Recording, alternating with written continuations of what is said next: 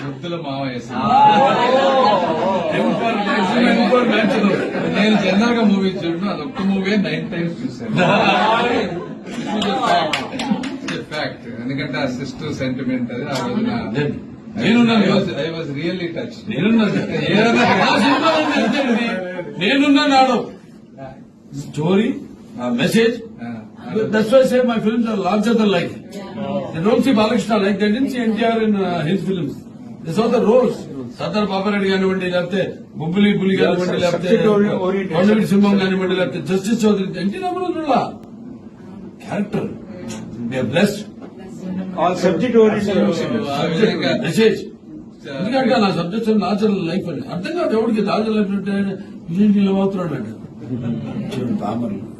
అట్లా బాలయ్య బాబు గారి సినిమాలు చూస్తా అట్లా పెరిగాం.